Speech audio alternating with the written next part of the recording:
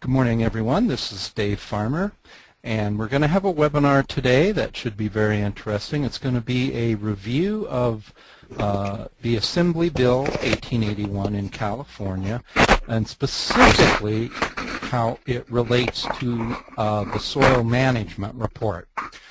We have a soil scientist here who is going to be the presenter of this webinar. His name is Dariush Bakhtar. He has a PhD in soil science and is a consultant in soil science and water management in a variety of ways. But he's going to focus on the items in AB 1881 that deals with the terms of soil in relation to that bill.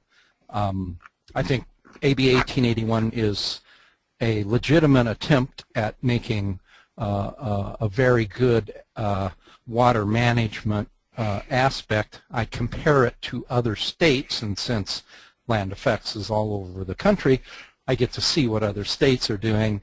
They're far more cruder.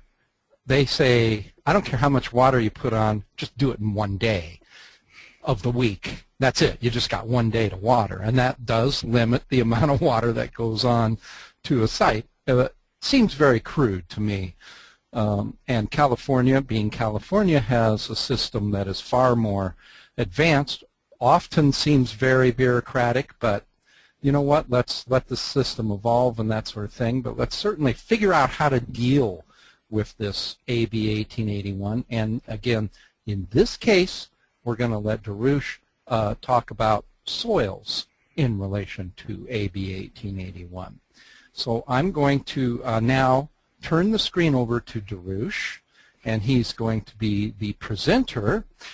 If you have a question, please type it in the box on your GoToMeeting or GoToWebinar box for questions, and I will see them, and then Dariush will not, though. I'm the moderator, so I will see them, and at an appropriate time I will break in whatever Dariush's presentation is and ask your particular question.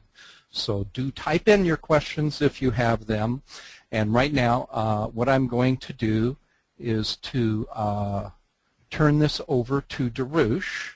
And Dariush, I think, let's see, you'll need to click the button to accept the, if you see it. If you don't see it, go ahead and shrink whatever you have on your screen so you can see the GoToWebinar dialog box.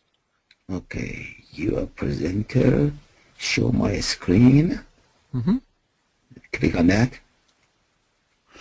And I can see it now. Yeah. So without any further ado, I'm going to turn this over to Dariush Bakhtar, and he'll give us a rundown on this aspect of soils in AB 1881. So it's all yours, Dariush. Thank you very much. Good morning, ladies and gentlemen, and as David said, my name is Dariush, D-A-R-I-U-S-H, and I'm a soil scientist. I graduated from Oklahoma State University in 1974, so I'm quite old. And I have been in teaching, research, and then for a few years I had a construction company that I did freeways 405, 57, and all of that. So I have a lot of experience in the field, and now I am the designer and consultant. I am using Landfix very successfully for my designs, which I'm very pleased to be using that. Okay, today I am going to talk about 1881, Bill 1881, but my objective is not to talk about it politically, but I'm going to relate it to the subject of soil, which is in the world of landscaping completely ignored. And I don't know what's the reason, but majority of the landscape architects that I'm pleased to know are supporting me in this matter and help me to send my voice to the users. I had the pleasure, and still have sometimes the pleasure of teaching in the landscape program at UCLA, and many of my students were very happy that had the course with me. So I'm going to share some of my knowledge with you. Good morning again, and I start with the State Assembly Bill 1881, which was initiated practically late 90s, has been updated, and it requires that all of the cities in Oklahoma, in California, to use the Model Water Efficient Landscape Ordinance, that's called that we use it as MWELO, as a model for all of the cities in California. There are some aspects in this model that provides the opportunity to save water, but like everything else, it has its own problems too, which I'm going to only focus on the soil part of it and not only bring up the problems, but I am trying to bring up solutions to it too. So sit back and enjoy my talk, and you can stop me anytime through David, and I will answer your question.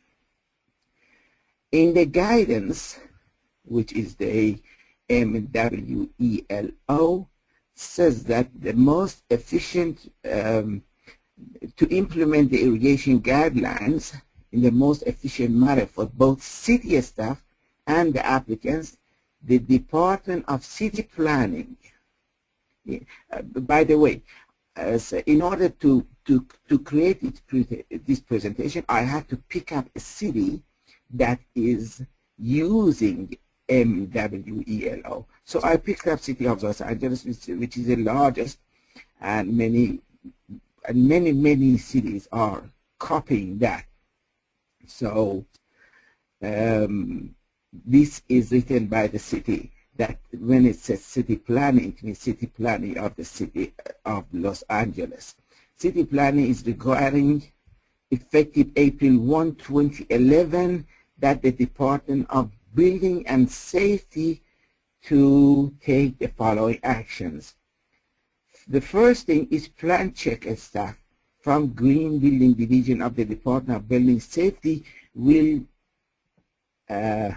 do the plan checking.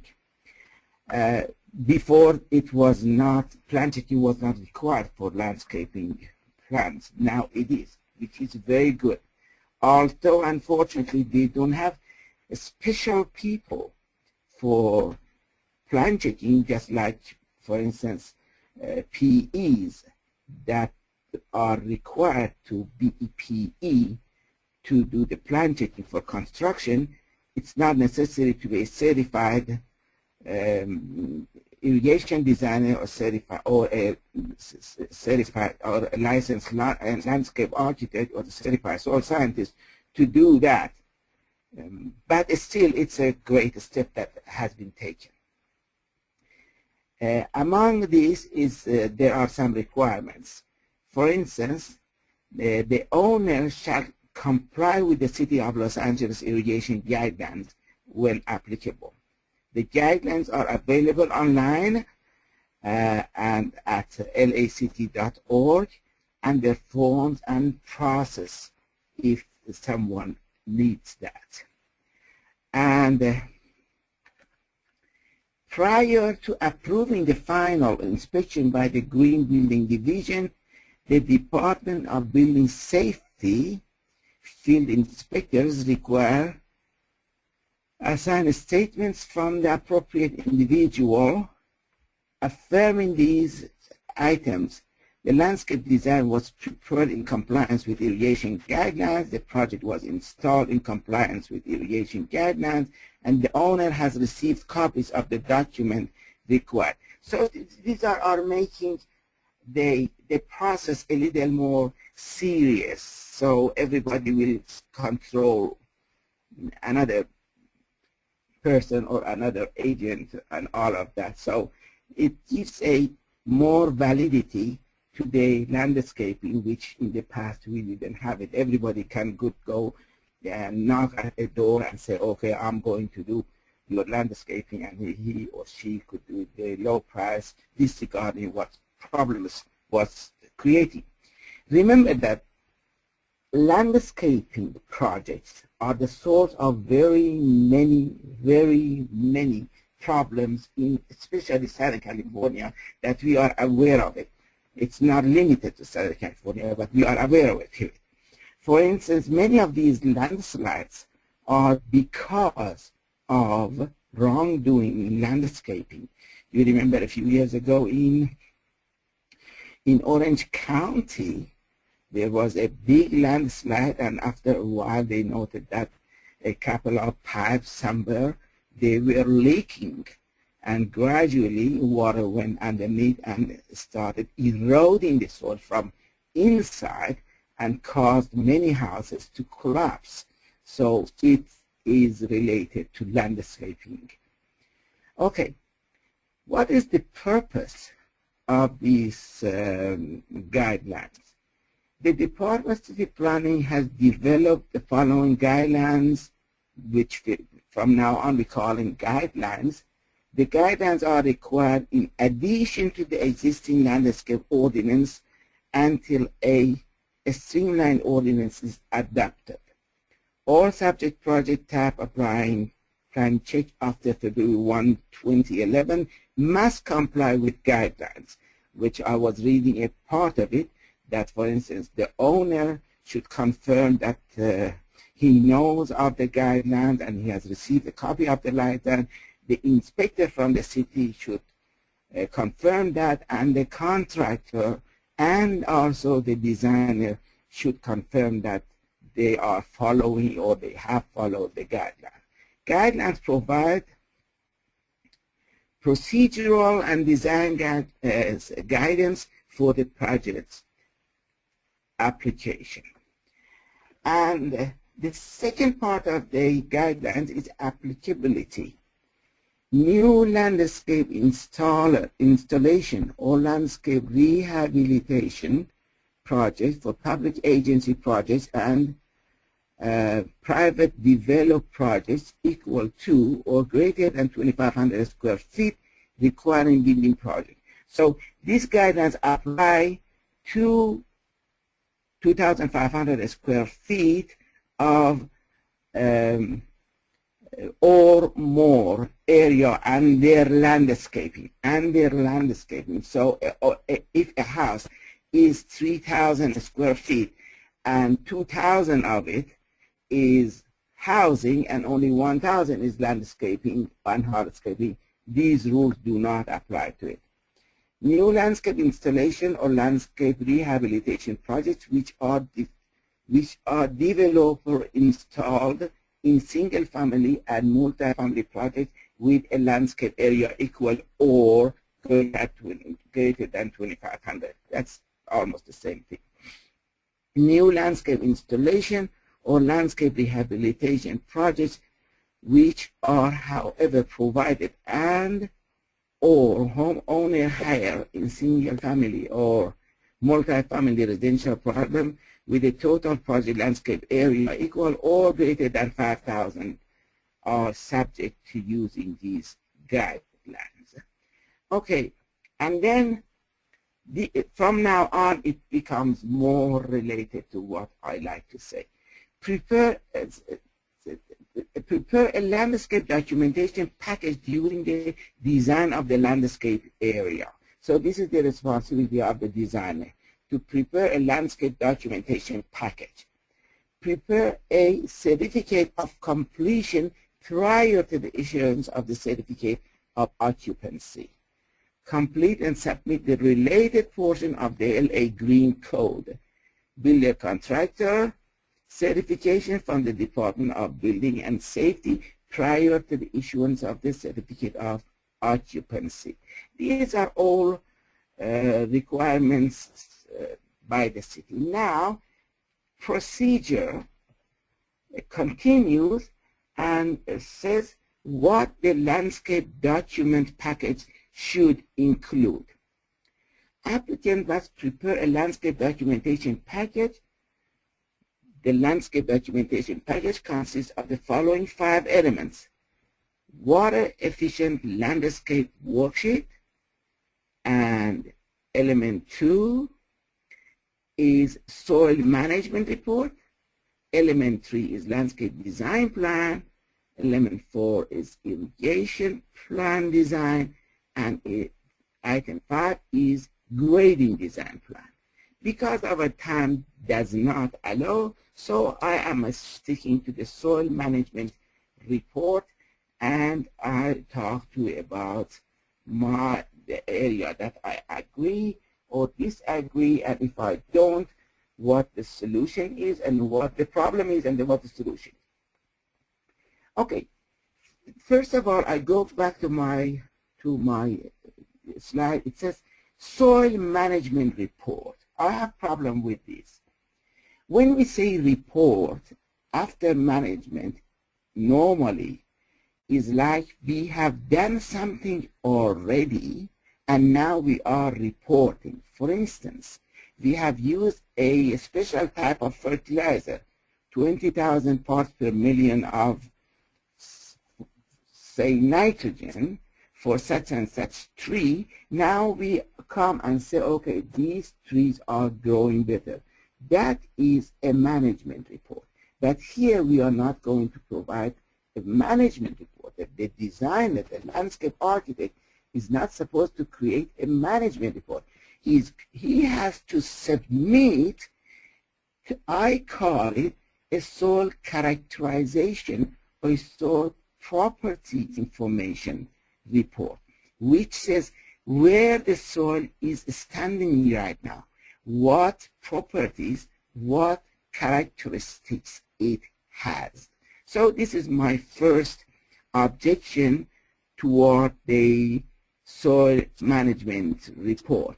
It may not be important to many people, but it is important because it is creating some ambiguity, at least to me. If I want to design it, I prefer to say, okay, this is the condition of my soil, and I wouldn't call it management because I haven't done any management on it. We can digest that somehow or pass to it, but I prefer to make change in it. Okay, in the soil property report, according to my idea, these items are required to be submitted.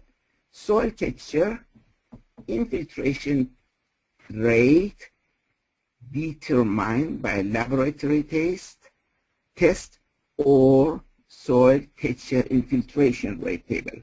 Remember, all of these statements that I am reading, I'm purposely reading because I want them to be exactly what they are in the guidance. Soil pH, total soluble salts, sodium, percent of organic matter, and then recommendation. Okay. First of all, I am very bothered by sampling. First of all, I don't know if the audience, David, need me to talk a little bit about soil and what soil is and definition of soil and all of that or not. What do you think?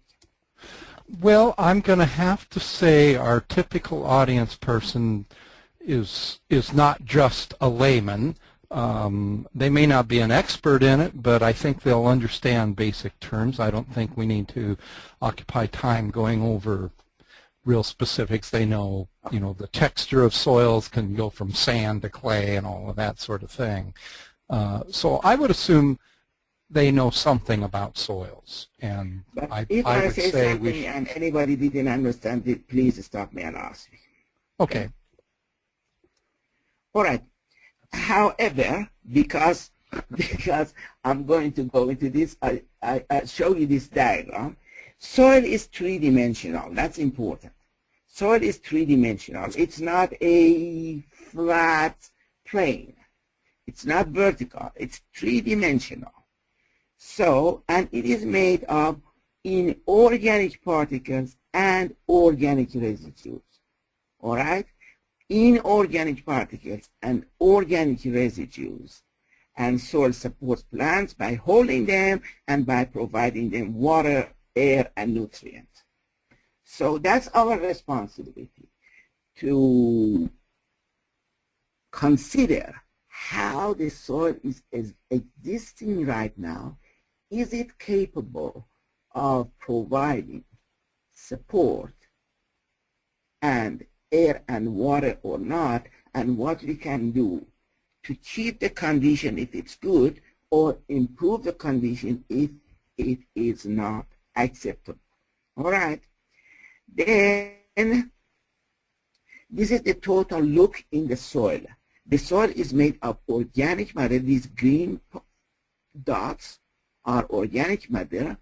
Black dots are more composed, decayed organic matter, and these three are sand, silt, and clay. As you see, between the particles of sand, silt, and clay, and organic matter, and residues and fresh residues of plants, we have some cavities. You see this cavity that I'm showing you? This is holding water and air. Everything for the plant is happening in this pore. We call it pore or porous space, and engineers call it void. So we call it pore. Everything is happening in this pore. Breathing is happening in this pore. Taking water is happening in this pore. And so we must have a good equilibrium between water and air in this pore. Otherwise, plant will not grow. So that's why we measure the texture.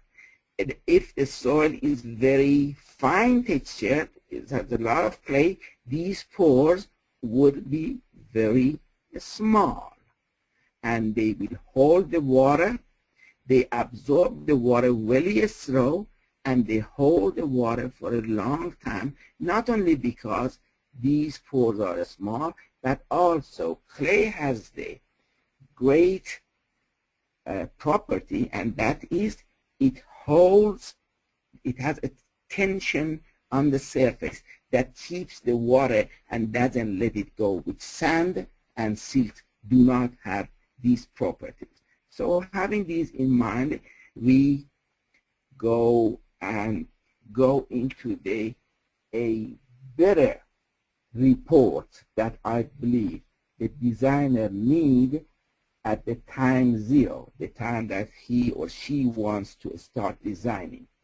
The most important thing, which normally nobody cares, but to me as a soil scientist, is the sampling method and sampling location.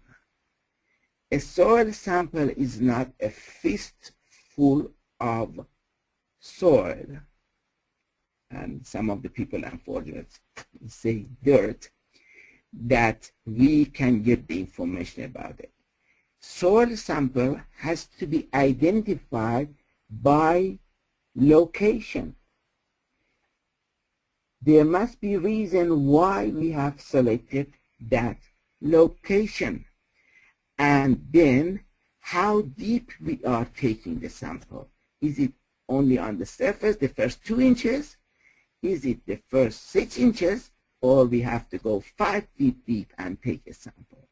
These are the reasons and the questions that are there And I think they have to be addressed. Otherwise, doesn't matter how accurate the measurements in the laboratory are, if they are not supported by good supportive data about sampling, they have no value.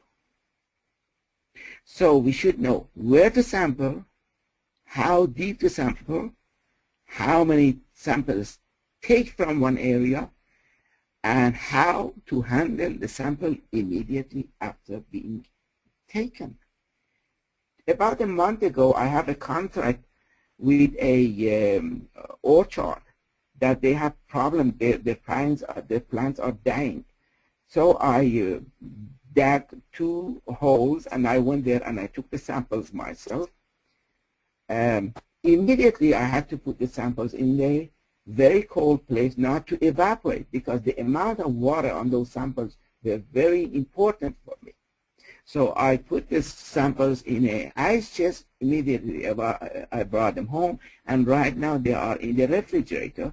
And I have checked the moisture within the last 3-4 weeks that I have them. The moisture content has not changed. Because the moisture was important for me, so the samples were kept in the refrigerator. So we must be very careful.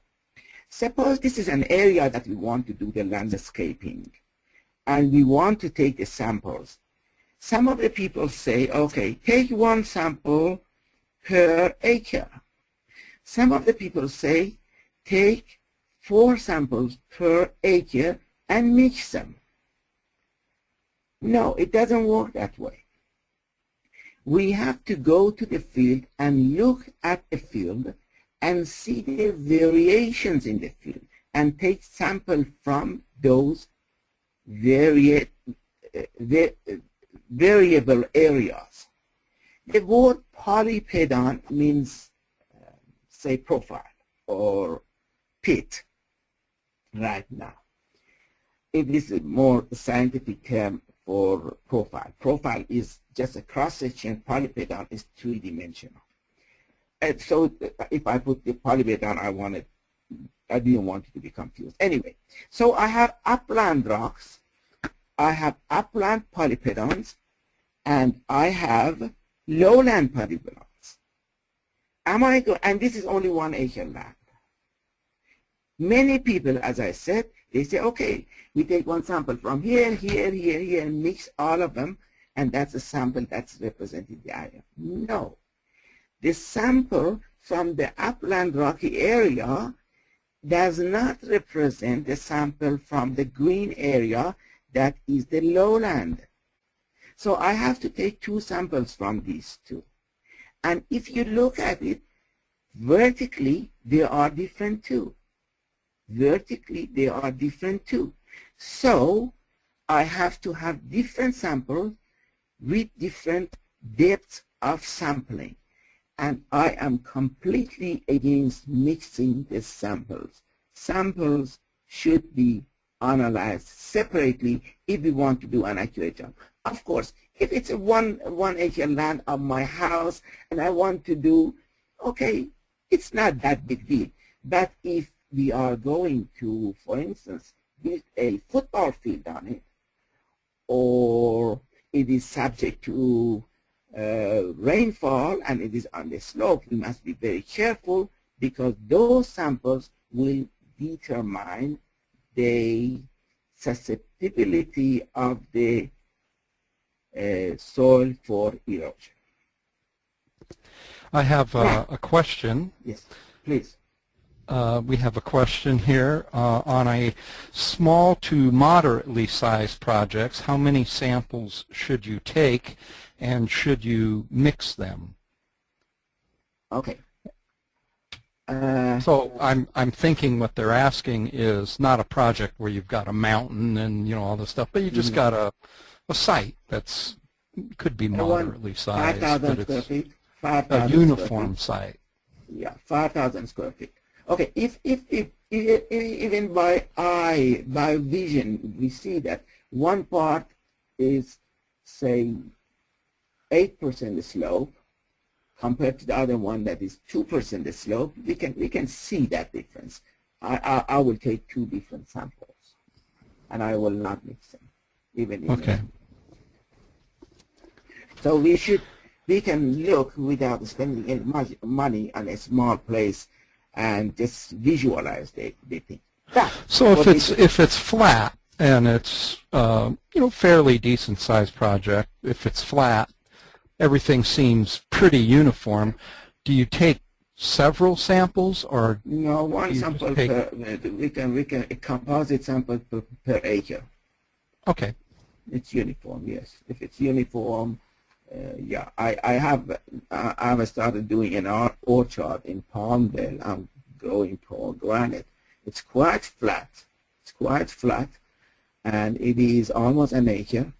And I took only one composite sample. It means that I took 4 samples from the surrounding, the outer part of it, and 1 sample from the center, and I mixed it. And with my analysis, it did the job.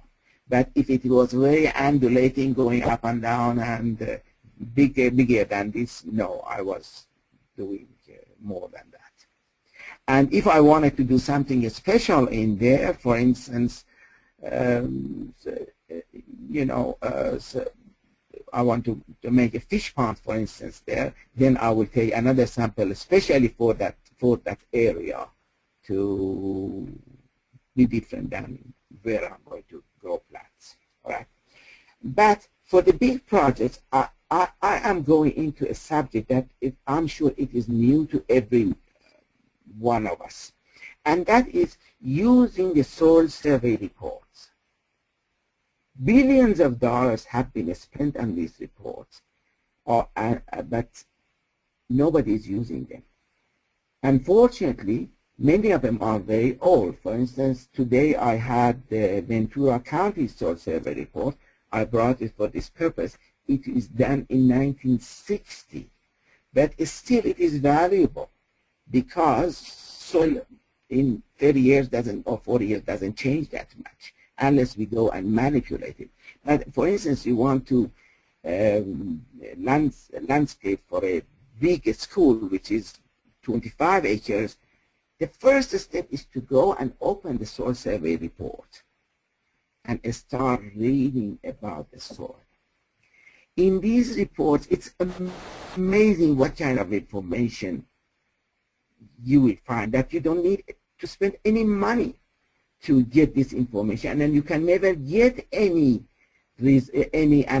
data for your area as accurate as these are, because these are, I remember when I was a student at Oklahoma State University, I was in charge of one of the research laboratories which was paid by USDA, and even my salary was paid by USDA.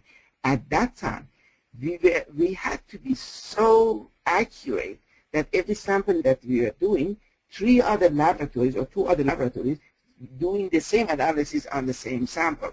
So we were always checked against each other. And so the results of the data that are in these soil survey reports are extremely valuable. And I don't think that any place in the world has such a great resource. This is a page that I copied from one of these reports. For instance, it's about a Rincon series. Series is the smallest unit of classification. It tells you what Rincon series are, and it calls it Rincon silty clay loam.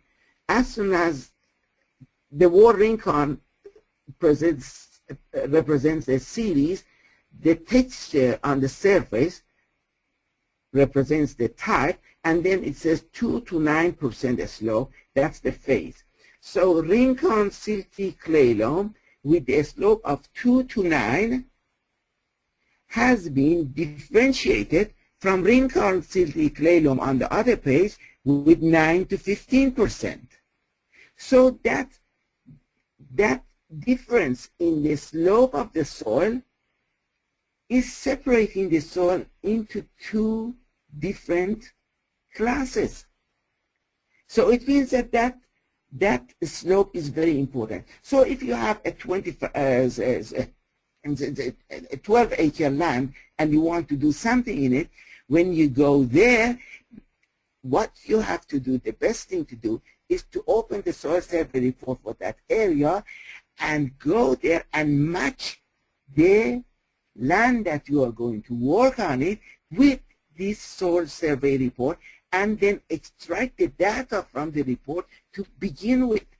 It will save you a lot of time, a lot of money, and will give you a lot of confidence about what you are doing. Now, it's interesting. This is another. I just want to know how much information you can find in soil survey report. This is another map from Ventura County. This is Ventura County shrink swell potential map. I don't know if you have ever noticed, there are many houses, there are a lot of lawsuits that the houses have been built, but because of the shrink swell potential of the soil, they have cracked. And you can see the crack on the floor, you can see the crack on the walls, and there are big lawsuits, etc., etc. This can be prevented by, if somebody wants to do something, going to this plan and find the location and see how susceptible to shrink and swell problems that piece of land is. It is important to us as landscape designers also to know that, because this shrink swell potential will determine the way or the cycle of our watering. If we keep our soil wet at the part of the week, just water it at the part of the week, the first part of the week, and let it dry at the end of the part of it, it will shrink. And as soon as it shrinks, it will hurt the roots of the soil, it will cut off the roots in the middle, and it will create some problem for the plants. So again, soil survey manuals are helping this. Agricultural suitability map. This is very interesting.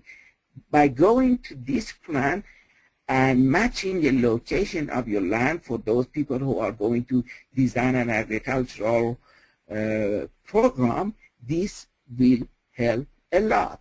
And I don't think that there is that much of change from 1960, 1965 till now. And even if there is, always soil survey people are working, and you can go to the internet.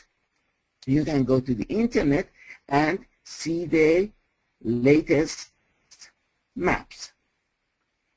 Okay, I was going to talk about soil texture. I pass it because it may not be necessary, but just I mentioned that sand is from 0.05 millimeters to 2 millimeters, and silt is 0.002 to 0.002 to 0.05 millimeter. So clay is very small. I mentioned this because of this. Unfortunately, in mechanical analysis, which majority of laboratories are doing, they do it in a dry way. When they do it in a dry way, they crush the soil in a crusher and then sieve it and come and just measure the amount of particles that are sitting under 2 millimeter, and then use another method to measure these two. Now, this sand is dry. It is, say, 1 millimeter. It may contain millions of particles of clay that have been together and made one particle of sand by size. Remember, sand does not have chemical reaction, but clay is showing chemical reaction. If these sands that are not really sand by structure receive water, they open and the property of clay will come out, which is completely different than the property of sand.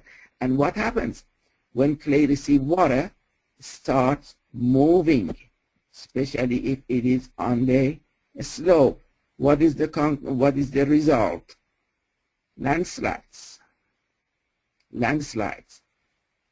And there are many of them registered that the reason for landslide is the incorrect mechanical analysis of the soil, which unfortunately it's completely ignored.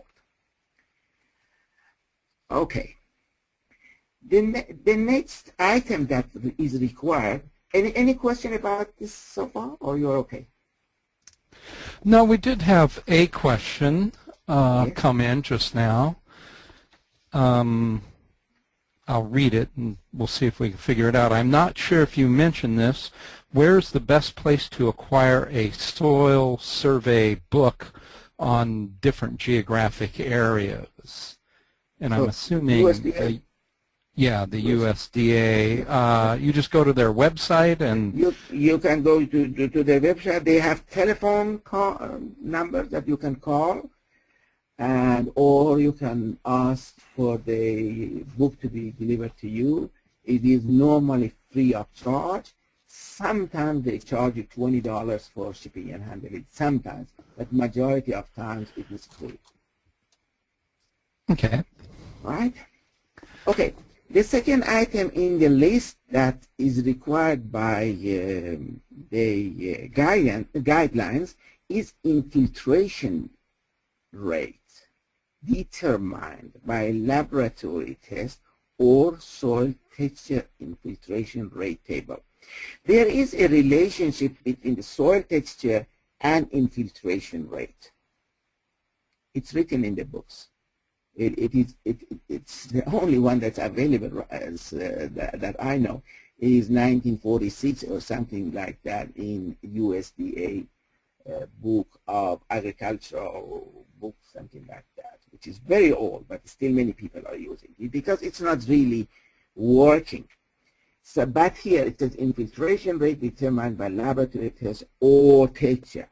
This has to be identified by the person who is doing the infiltration test. If it is done in the field, there are different ways to do it in the field, which are coming with different results. If it is done in the laboratory, there are different ways that they are doing, and some of them are not even valid. One of them is that. Okay. See, infiltration rate is related to the soil that is not disturbed. However, you take a sample, I take a sample, send it to the laboratory send it to the technician, she or he grinds it, and said that soil is ready for analysis according to the guidance. This soil is disturbed. It is not giving you the infiltration of the field. So what they do, they take a funnel, put 100 grams of this soil in the funnel, put water on it, take a stopwatch, and see how long it takes for the water to go. This is not infiltration data. This is junk. And it's just misleading. It can create problems. There are so many ways to be done in the field, and there are better ways to be done in the laboratory. You can take a core sample, bring it to the laboratory. That core sample is undisturbed, and the same way it is in the core that you took the sample. Right there, you can put the water. The laboratory can put the water on it and measure the infiltration. That is the most reliable way that I know. But in the field, there are two-layer systems that there are two rings. We put one inside, one outside, and we put water in the inside. Take the measure the amount of time that it takes for the water to move, how many inches, and then we come up with inch per minute, and we call it infiltration rate. We must be very careful. The laboratory must absolutely explain how they have done it, because for different purposes, different methods are working differently. And so among the requirement by the city, it should be required the method of analysis. Just for your information, I have here a table. This is a very interesting table. It's very old. It shows the relationship between the texture, the slope, and infiltration rate. Look at here. For instance, I have a loamy sand. If the slope is less than 4%, the infiltration is 0.88 inches per hour. But if the range, if the slope goes up, goes to 12 to 16%, it is 0.35. It's less than half of that. Okay? So if somebody does the infiltration test and do not tell you what the slope of the land is, you are lost. Your data has no value. Am I clear with that? Sounds great. Okay? Sorry, shut up. Let me stop. All right. Can I pass this, or you're okay? I'm okay. All right. Any question about that? No question about that. No. Other than I would think where would be a good place. I would like to have that kind of filed away somewhere. I know I have a place for it. I'm sure you can. I've seen other tables very similar. I took a screenshot of your previous table. Is there any, any quick way somebody can get that information if they want it? Well, are you going to put this on the? Yes, right. We are. Yeah, they can access that, or if I will give you my email at the end, they can contact me and I will be happy. Oh, okay, great. Okay. All right. Now, this is the thing that it's very important to me. Sampling detail, exact location on the map, the slope of the sampling area, for the same reason that I showed a second ago, depth of sampling. Okay, soil is layers. We call them horizons. These horizons are sometimes completely different from each other. You may have a very sandy, shallow soil in the surface with a lot of organic matter, but in 10 inches below that, you may have a very hard clay pan. So when the water is going from the top to the bottom, it will sit on that hard clay pan and does not move down. If you assume that the soil is as permeable as it is on the surface, and you don't care how much water you are putting there, that water will go accumulate in your soil, exactly like you have a pot and a plant in it, and that pot doesn't have a hole in the bottom. So there is no drainage. After a short while, your plant will start getting rot. Okay? So you have to have two samples, one from the top, one from the bottom, and analyze them separately. How you can know that you have two layers with two different properties? Soil survey report that is available to you for free. All right? Make sure that you are taking undisturbed samples.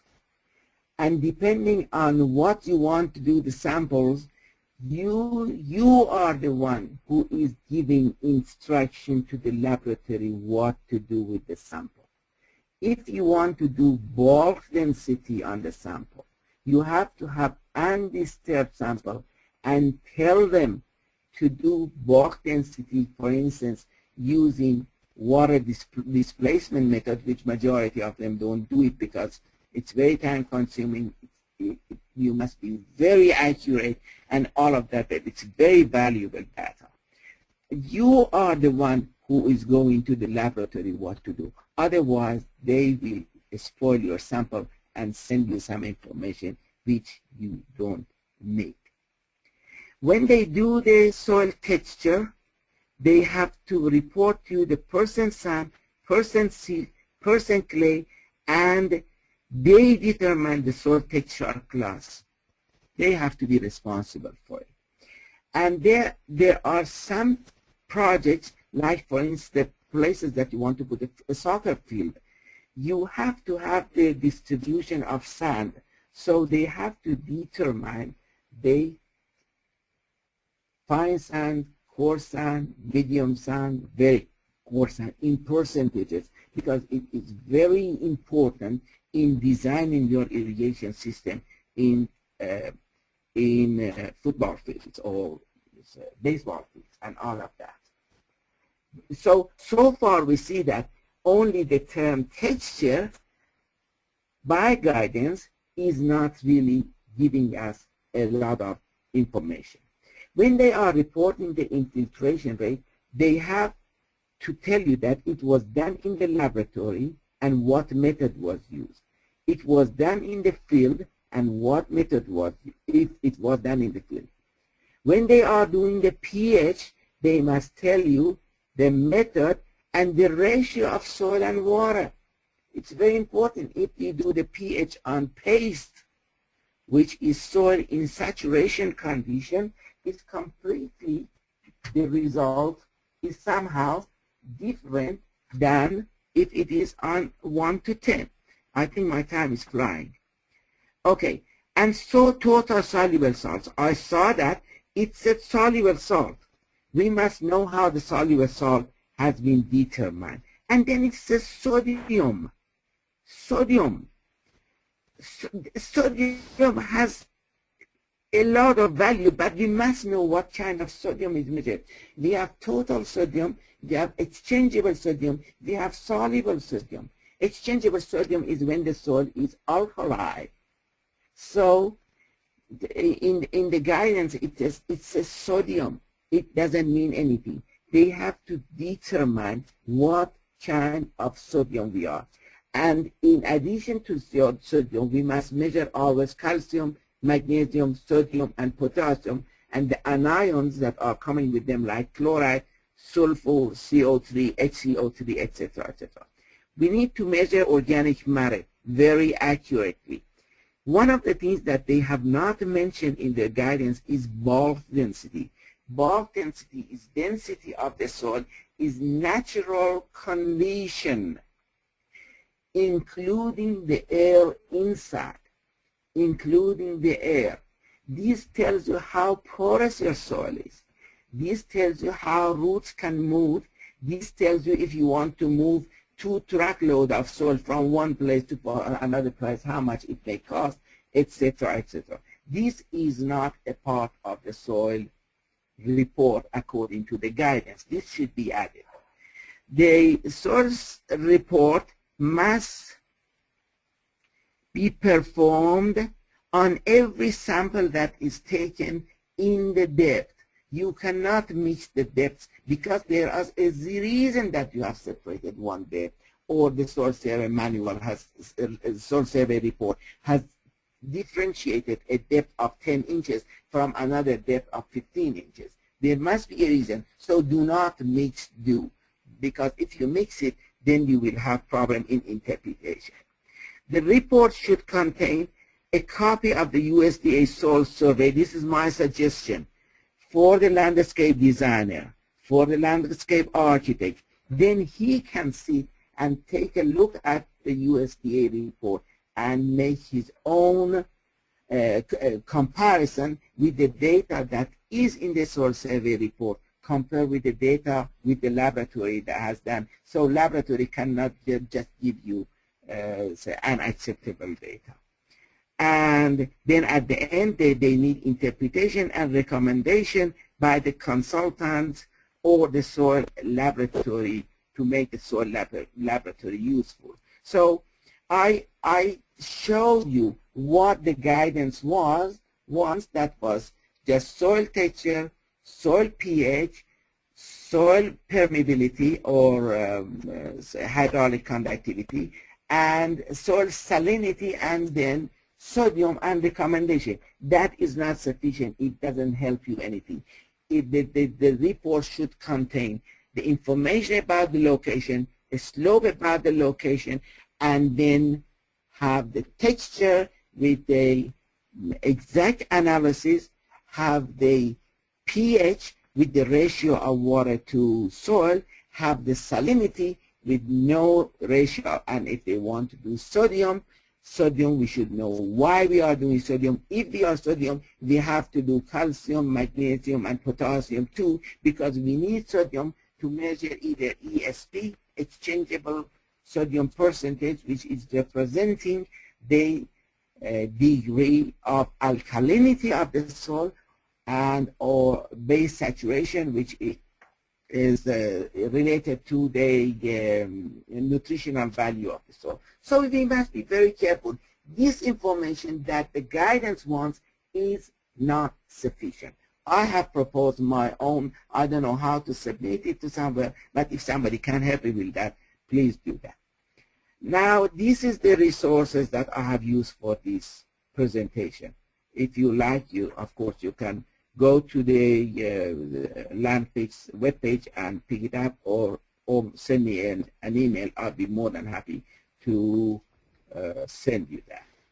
And this is my information in case you want to contact me. dbakhtar@ecoconsulting.com. That's my company. And this is my cell phone. You can call me anytime. And that's my credential. I believe, David, my time is over. It's 10:59. Am I right? Yeah. I have a couple of questions, though. Please. One of them, are there any testing laboratories you recommend for quality of report and cost of report? Yes. Meaning soil water cheap. plant. Soil and plant laboratory. They have two offices, one in Riverside, one in Santa Clarita. They are very good. I have worked with them many, many years. Okay. And then Dr. Wallace. Dr. Wallace is in southern Los Angeles, around Palos Verdes area. Dr. Wallace. I can send you the addresses of these gentlemen. I'm sorry, you told me yesterday, but I was so engaged in many things that unfortunately, I have eye infection, and I had very hard time to work. So I missed that. I can send anybody who wants, send me an email on this email. I'd be more than happy to send you that information. And fruit producers laboratory, I can send you the address and email and everything. These are the best laboratories that I know. But I have worked with Dr. Wallace. He used to be at UC Davis, and his father is a very, very famous soil scientist. He was at UC Davis. So I like Dr. Wallace very much. And also Soil Plant Laboratory is very good as well. Without, I don't want to endorse them. I just want to tell you that they are good. Is there any other question? Well, actually, there was one sort of casual comment. Steve asked, I wonder how many water managers, in other words, maintenance contractors, are actually taking this to this level of science. I don't think many, but I don't think much of anybody is. But I think this level of science is a good thing to start paying attention to. Well, unfortunately, there is no way to go lower than that, because this is what I said. It's very fundamental. It's porous space. There's nothing we can do. Porous space is porous space, and we have to talk about it, and we have to consider it, because see, if the percolation of soil is less than the output of your irrigation head, then water will start running on the surface. And it's based on money, a weight of water, and it will start eroding the soil gradually. We have many examples. So it is important to know the permeability of the soil or hydraulic conductivity of the soil. And there's no way to make it more simpler than I did today. Unfortunately, even at UCLA, they were complaining that it's difficult. No, well, it is difficult. Otherwise, I was not needed. Anyway, I hope it was useful. If it was, if you need any help, anything to interpret, just feel free to contact me. I did my best to make it, easy, digestible. Absolutely. Well, I sure appreciate you spending your time, and I just want to let everybody know that Dariush volunteered his time to share his kind of knowledge with other professionals out there, and I encourage other people to do that too. We really enjoy it. And I want to wish everybody a great weekend, and again, thank Dariush for his time. Thank you for giving me the opportunity. I appreciate everybody, and thank you for listening to me. Very good, Dariush. And I hope you enjoyed it and you learned something. Thanks so much. And we'll see you later then, everyone. Bye-bye.